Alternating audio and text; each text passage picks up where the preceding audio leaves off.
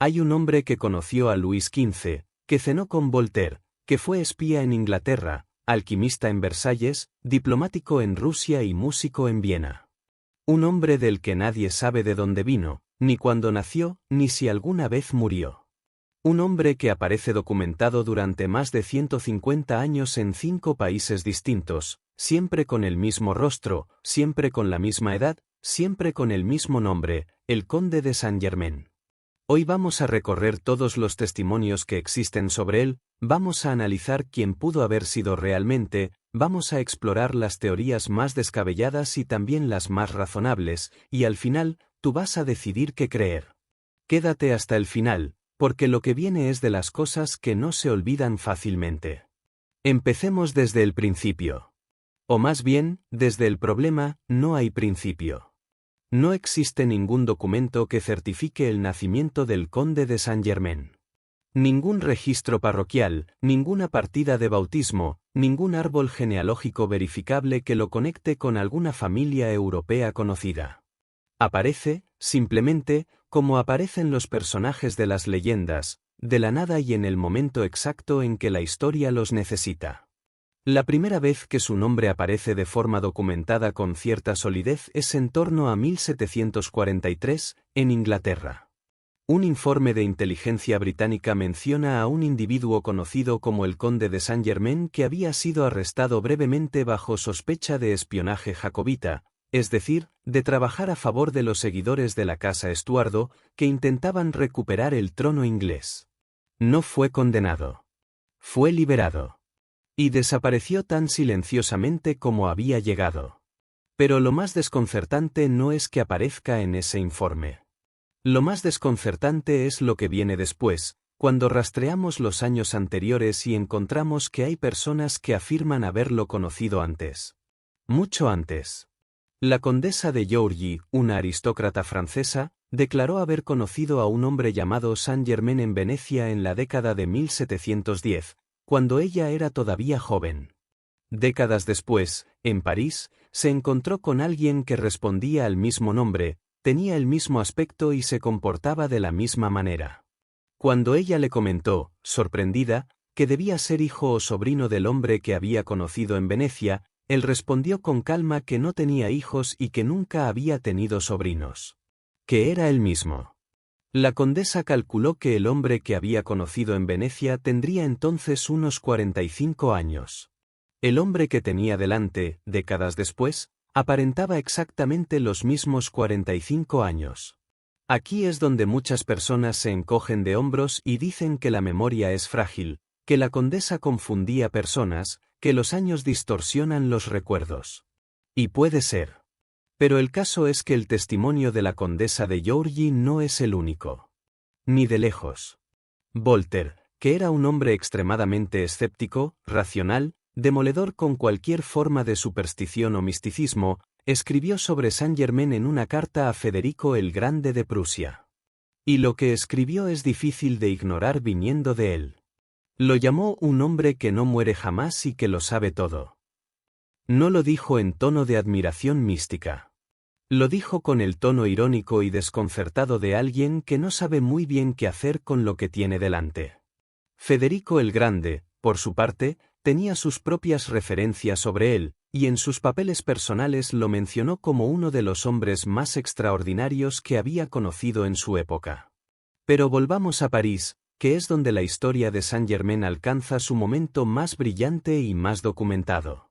En la corte de Luis XV, durante la década de 1750, el conde de Saint-Germain se convirtió en una figura absolutamente central.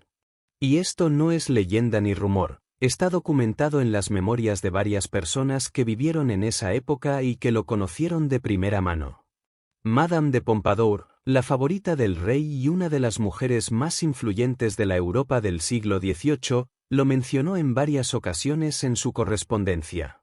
Lo describió como un hombre de conversación extraordinaria, de conocimientos enciclopédicos, que tocaba el violín con una maestría sobrehumana, que pintaba con una técnica que dejaba perplejos a los artistas profesionales, y que hablaba con fluidez al menos una docena de idiomas, incluyendo lenguas antiguas que muy pocos académicos dominaban en la época.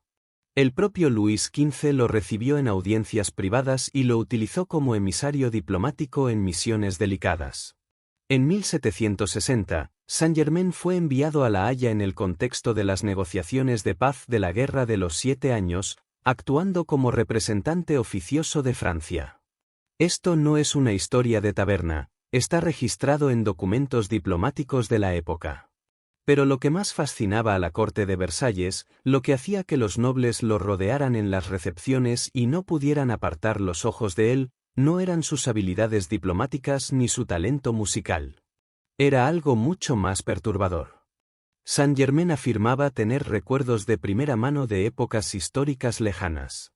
En conversaciones de salón, mientras los aristócratas bebían vino y trataban de pillarlo en alguna contradicción, él describía con detalle escenas de la corte de Francisco, de los últimos años de Enrique IV, de eventos del siglo XV o del XVI como si los hubiera presenciado personalmente. Y cuando los historiadores presentes intentaban rebatirlo con datos, se encontraban con que él conocía detalles que no estaban en los libros, detalles que luego, en algunos casos, fueron verificados en archivos que nadie había consultado en siglos. ¿Estaba mintiendo? Puede. Era claramente un hombre de una inteligencia excepcional y de una erudición prodigiosa. Podría haber memorizado volúmenes enteros de historia y haberlos recitado con la suficiente habilidad dramática como para parecer un testigo ocular. Pero entonces surge la pregunta que nadie ha podido responder satisfactoriamente. ¿Por qué? ¿Qué ganaba con eso? No pedía dinero. No pedía poder en el sentido tradicional. No fundó ninguna secta ni reclamó ningún trono. Simplemente estaba allí, desconcertando a todo el mundo, y luego desaparecía. Hablemos de su relación con la alquimia, porque es uno de los aspectos más comentados y también más malentendidos de su figura. En la época del siglo XVIII, la alquimia no era exactamente lo que imaginamos hoy. No era solo charlatanería medieval. Era una tradición que combinaba filosofía hermética, química primitiva, misticismo y una búsqueda genuina de la transformación de la materia. Muchos hombres cultos de la época la practicaban o al menos la tomaban en serio. Saint-Germain, sin embargo, iba más lejos que la mayoría. Se decía que era capaz de eliminar defectos de las joyas. El propio Luis XV le entregó un diamante con una pequeña imperfección y Saint-Germain lo devolvió semanas después sin la mancha, lo cual era considerado imposible por todos los joyeros de la época. Nunca se explicó cómo lo había hecho. Se le atribuían tinturas y elixires que mantenían la piel joven, que curaban enfermedades crónicas, que prolongaban la vida. Madame de Pompadour, que era hipocondríaca y estaba constantemente preocupada por su salud, consumía preparados que él le enviaba. No hay forma de saber qué contenían esas preparaciones. Y luego estaba el asunto del oro. Saint-Germain afirmaba ser capaz de convertir los metales en oro. La mayoría de los charlatanes de la época hacían la misma afirmación. La diferencia era que él nunca pidió dinero para demostrarlo, nunca organizó una exhibición pública, nunca trató de vender el secreto. Cuando le preguntaban directamente, desviaba la conversación con elegancia. Lo cual resulta extraño para alguien que, si hubiera sido un simple embustero, habría explotado esa afirmación hasta el agotamiento. Lo que sí es verificable es que Saint-Germain vivía con una holgura económica considerable sin que nadie supiera de dónde provenía su dinero. No tenía propiedades conocidas. No recibía pensiones registradas. No pertenecía a ninguna casa noble con rentas. Sin embargo, viajaba con comodidad por toda Europa, se alojaba en palacios, vestía con lujo moderado y nunca parecía tener problemas financieros. Bien. Si esto te está gustando, y sé que te está gustando porque llevas aquí bastante rato, te invito a que le des like al vídeo ahora mismo. Eso ayuda enormemente a que más gente pueda encontrar este contenido. Y si quieres más historias como esta, sobre personajes que la historia no sabe muy bien dónde colocar, sobre misterios que los libros de texto ignoran, suscríbete al canal. Tengo más vídeos esperándote que van exactamente en esta dirección. Ahora, sigamos, porque lo que viene a continuación es donde la historia de Saint-Germain se vuelve realmente imposible de ignorar. Hablemos de sus desapariciones y reapariciones, que es el núcleo duro del misterio. Tras su actividad en la corte de Versalles, Saint-Germain desapareció de Francia en torno a 1760 o 1761. Las circunstancias exactas no están claras, pero parece que su implicación en las negociaciones diplomáticas le creó enemigos poderosos, en particular el duque de Choiseul, que era el ministro de Asuntos Exteriores de Luis XV y que veía en Saint-Germain un intruso en su territorio. Hay indicios de que Saint-Germain fue expulsado o que al menos recibió señales suficientemente claras de que su presencia en Francia ya no era bienvenida. Y entonces aparece en San Petersburgo. Rusia en esa época vivía uno de sus momentos más turbulentos. Pedro III acababa de acceder al trono y su reinado sería brevísimo. En 1762 fue depuesto y muy probablemente asesinado en un golpe de estado que colocó a Catalina la Grande en el poder. Lo que muchos no saben es que hay documentos rusos, algunos de ellos consultados por historiadores en el siglo XX, que mencionan a un personaje conocido como el conde Saltykov o como el general Weldone que participó activamente en los eventos que rodearon ese golpe de estado. Varios investigadores han argumentado con cierta solidez que esos nombres eran alias utilizados por Saint-Germain. Si es correcto, eso significa que Saint-Germain no solo fue testigo de uno de los cambios de poder más dramáticos del siglo XVIII en Europa, sino que participó en él de alguna forma. Lo cual plantea preguntas enormes sobre quién lo enviaba, para quién trabajaba en realidad y qué intereses representaba. Porque una de las cosas que resulta cada vez más clara cuando se estudia la trayectoria de Saint-Germain es que no era un simple excéntrico de salón. Era un operador. Alguien que se movía con propósito entre las cortes europeas, que tenía acceso a niveles de poder a los que muy pocas personas llegaban, y que aparentemente trabajaba en la sombra de manera sistemática, aunque los objetivos finales de ese trabajo siguen siendo oscuros. Después de Rusia, hay rastros de él en Alemania. El landgrave Carlos de Hesse-Kassel, que era un aristócrata alemán con un profundo interés en el esoterismo y en la masonería, afirmó haber conocido a Saint-Germain y haberle dado asilo en su palacio de Eckernförde, en lo que hoy es el norte de Alemania. Según el propio Carlos de Hesse-Kassel, Saint-Germain murió allí el 27 de febrero de 1784. Y aquí es donde la historia debería terminar.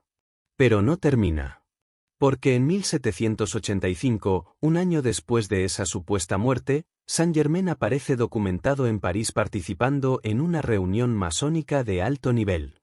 En 1788, aparece en documentos relacionados con la corte sueca. Y en 1789, hay testimonios que lo sitúan en Francia en los días previos al estallido de la Revolución, donde supuestamente advirtió a María Antonieta de lo que se avecinaba. La advertencia a María Antonieta es uno de los episodios más citados y también uno de los más difíciles de verificar. La fuente principal es la condesa de Adhémar, una dama de la corte que escribió sus memorias muchos años después de los hechos. Según ella, Saint-Germain se presentó ante la reina y le dijo, con lujo de detalle, lo que iba a suceder en los próximos años. Le describió la caída de la monarquía, el terror, la guillotina. Le pidió que intercediera ante el rey para evitar lo que se avecinaba. La reina, asustada o simplemente escéptica, no actuó. Y lo que él había predicho ocurrió con una precisión que la condesa de Adhémar encontró aterradora. Ahora bien, las memorias de la condesa de Adhémar fueron escritas décadas después de la Revolución, cuando ya se sabía exactamente lo que había ocurrido. Eso las convierte en una fuente extremadamente sospechosa desde el punto de vista historiográfico. Podría haberlo inventado todo o haberlo embellecido hasta hacerlo irreconocible. Pero también podría estar diciendo la verdad sobre el encuentro, aunque sus recuerdos sobre las palabras exactas de Saint-Germain fueran una reconstrucción posterior. Lo que resulta más difícil de explicar por simple falsificación retrospectiva son los registros anteriores a la Revolución que mencionan a Saint-Germain en ese periodo. Si él murió en 1784, alguien estaba usando su nombre e identidad en los años siguientes con suficiente credibilidad como para engañar a personas que lo habían conocido personalmente. Lo cual sería, en sí mismo, un misterio de primera magnitud. Sigamos avanzando en el tiempo, porque el rastro de Saint-Germain no se detiene en el siglo XVIII. A lo largo del siglo XIX, su nombre reaparece en contextos completamente distintos. Elena Blavatsky, la fundadora de la Sociedad Teosófica, uno de los movimientos esotéricos más influyentes de la era moderna, afirmó haber entrado en contacto con Saint-Germain como parte de lo que ella llamaba la Gran Hermandad Blanca, un supuesto grupo de maestros espirituales que guiaban la evolución de la humanidad desde un plano superior de existencia. En la teosofía, Saint-Germain fue catalogado como un Mahatma, uno de esos maestros inmortales que habían alcanzado un nivel de desarrollo espiritual que les permitía trascender la muerte física. Esto nos lleva a otro territorio completamente diferente, el de las tradiciones esotéricas y místicas que lo adoptaron como símbolo y como figura central. A principios del siglo XX, Guy Ballard, un estadounidense que afirmaba haber tenido experiencias espirituales en el monte Shasta en California, fundó un movimiento conocido como el Yo Soy, que colocaba a Saint-Germain como el gran iniciador de la era de Acuario, la figura espiritual destinada a guiar a la humanidad en los tiempos por venir. El movimiento Yo Soy tuvo decenas de miles de seguidores en los años 30 y 40 del siglo XX, y sus derivados siguen existiendo hoy en día. Pero aquí hay que hacer una distinción importante que con frecuencia se ignora en los relatos populares sobre Saint-Germain. Una cosa es la figura histórica, que está documentada en fuentes del siglo XVIII y que plantea preguntas genuinas que la historia no ha sabido responder. Y otra cosa completamente distinta es el Saint-Germain mítico que fue construido por las tradiciones esotéricas a lo largo de los siglos XIX y XX. Confundir ambas cosas es un error que hace un flaco favor tanto a la investigación histórica como al misterio real. El Saint-Germain histórico es suficientemente desconcertante sin necesidad de añadir capas mitológicas. Eso es lo que hace que su caso sea tan fascinante. El misterio sobrevive incluso cuando se eliminan todas las exageraciones posteriores. Hablemos ahora de las teorías racionales que los investigadores han propuesto para explicar quién era realmente. La hipótesis más extendida entre los historiadores serios es que Saint-Germain era un hijo bastardo de la familia Rákóczi, una poderosa familia noble de Transilvania y Hungría. Francisco II Rákóczi fue el líder de una revuelta húngara contra los Habsburgo a principios del siglo XVIII y murió en el exilio en 1735. Según esta teoría, Saint-Germain habría sido un hijo ilegítimo de este hombre o de alguien de su entorno, criado en secreto y educado con recursos extraordinarios por protectores que nunca se identificaron públicamente. Esta teoría explicaría varias cosas: la riqueza sin origen aparente, que podría venir de fondos familiares ocultos, el acceso a las cortes europeas, que podría basarse en conexiones nobiliarias que no podían hacerse públicas por razones políticas, y la reticencia a revelar su origen, que tendría sentido si su familia estaba políticamente comprometida y bajo la vigilancia de los Habsburgo. Pero no explica los testimonios sobre la longevidad. No explica cómo el mismo hombre con el mismo aspecto apareció documentado durante más de un siglo. A menos que aceptemos que había varios Saint-Germains que se fueron pasando el nombre y el personaje de generación en generación, lo cual es una teoría que algunos han propuesto pero que tiene el problema de requerir una conspiración de proporciones improbables y de que nunca nadie la reveló ni en su lecho de muerte ni en ningún documento privado encontrado posteriormente. Otra teoría, más mundana pero igualmente interesante, es que Saint-Germain era simplemente un genio del engaño, un farsante de altísimo nivel que había construido una identidad ficticia con una habilidad extraordinaria y que utilizaba trucos de prestidigitación, conocimientos químicos avanzados para su época y una memoria prodigiosa para mantener la ilusión.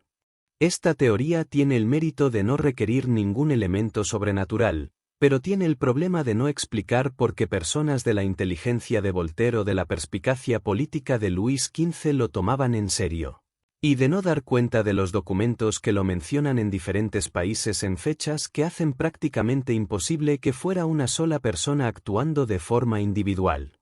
Una tercera teoría, que ha ganado cierto apoyo entre investigadores más heterodoxos, es que Saint-Germain era un agente de alguna sociedad secreta, posiblemente los Rosacruces o alguna rama de la masonería de alto nivel, que lo utilizaba como mensajero y operador diplomático. Su inmortalidad aparente sería el resultado de que el nombre y la identidad eran utilizados por diferentes individuos a lo largo del tiempo, seleccionados y entrenados para mantener la coherencia del personaje. Esto explicaría los viajes por toda Europa, el acceso a los círculos de poder, la aparente ausencia de necesidades financieras propias, y el hecho de que nunca revelara su verdadera identidad. Esta teoría tiene la ventaja de ser históricamente plausible. Las sociedades secretas del siglo XVIII eran mucho más sofisticadas y políticamente activas de lo que la historia oficial suele reconocer, y la idea de un agente con una identidad de cobertura construida durante décadas no es descabellada en absoluto en ese contexto. Y luego están las teorías que van más allá de lo que la racionalidad convencional puede procesar cómodamente.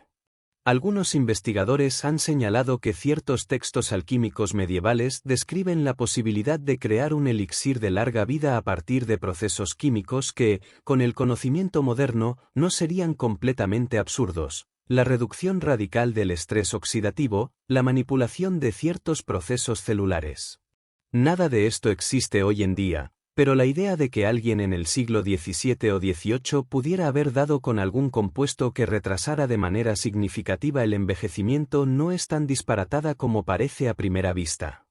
La bioquímica del siglo XVIII era primitiva, pero eso no significa que fuera imposible que alguien llegara por accidente o por genialidad a un resultado que nadie más pudo replicar. Hay quienes han ido mucho más lejos y han propuesto que Saint-Germain era lo que algunas tradiciones esotéricas llaman un ser del umbral, alguien que de alguna forma ha trascendido los límites ordinarios de la existencia humana. Esta idea es obviamente imposible de demostrar y de refutar desde un marco científico convencional, pero forma parte del tejido de interpretaciones que rodean su figura y sería deshonesto ignorarla. Lo que sí es verificable, y esto merece subrayarse con claridad, es que nadie ha podido demostrar de manera concluyente que Saint-Germain fuera un embustero. Los investigadores que han intentado hacerlo durante siglos han encontrado que cada vez que creen haber atrapado una contradicción o una falsedad, surge algún documento o algún testimonio que complica la conclusión simple. Hay un detalle en toda esta historia que casi nunca se menciona y que merece atención especial: la cuestión de su muerte. Se dice que murió en 1784 en el palacio del landgrave Carlos de Hesse-Kassel. Hay un registro de defunción en la parroquia de Eckernförde que data de esa época y que menciona el entierro de un individuo sin apellido conocido. Pero el propio Carlos de Hesse-Kassel, que supuestamente estuvo presente en su muerte y que era su amigo y protector, escribió sobre él años después en un tono que no es exactamente el de alguien que está hablando de un difunto. Y no dejó memorias detalladas sobre los últimos días de Saint-Germain, lo cual resulta extraño para alguien que claramente encontraba al personaje fascinante. Algunos investigadores han sugerido que la muerte en Eckernförde fue una muerte fingida, organizada deliberadamente para que Saint-Germain pudiera continuar sus actividades sin la presión de su notoriedad creciente. Lo cual explicaría las apariciones posteriores en París, Suecia y otros lugares. Otros han señalado que si la muerte fue real, alguien tomó el relevo del personaje de manera sorprendentemente fluida, conociendo detalles íntimos de su historia que habrían sido difíciles de aprender sin acceso directo a él. Ninguna de estas explicaciones es completamente satisfactoria. Y esa es, quizás, la conclusión más honesta a la que podemos llegar.